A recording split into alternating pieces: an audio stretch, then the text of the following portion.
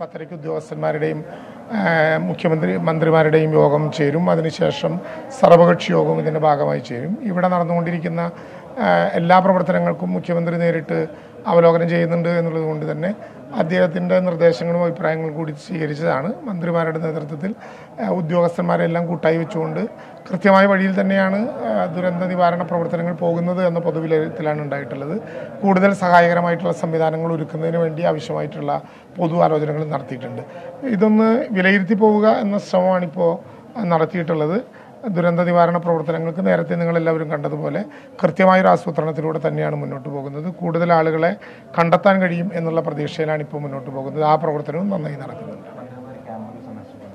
മന്ത്രിമാർ 2 ടീമായി ക്യാമ്പുകൾ സന്ദർശിക്കും. ഒരു സംഘം പൂർണ്ണമായിട്ടും കൺട്രോൾ റൂമിനോട് ചേർന്നിട്ടുള്ള ദുരന്ത നിവാരണ സ്ഥലത്ത് തന്നെ ഉണ്ടാകും. മറ്റൊരു ടീം ക്യാമ്പുകളും ആശുപത്രികളും സന്ദർശിക്കും. ആദ്യ സംഘം ഒരു 11:30 മേപ്പാടി ഹയർ സെക്കൻഡറി സ്കൂളിലും അതിനുശേഷം മേപ്പാടി സെൻറ്റ് ജോസഫ് സ്കൂൾ ഉൾപ്പെടെയുള്ള സ്ഥലങ്ങളിൽ ബഹുമാനപ്പെട്ട K Saseendran minister, Riyas minister ഉൾപ്പെടെയുള്ള ആളുകൾ കൂടി ഞങ്ങളിപ്പോൾ പോവുകയും ചെയ്യും. പൂർണ്ണമായ കണക്ക് ഇപ്പോൾ നമുക്ക് വെളിപ്പെടുത്താനായിട്ടില്ല. ഇനിയും ചില സംഭവങ്ങൾ നടന്നുകൊണ്ടിരിക്കുന്നുണ്ട്.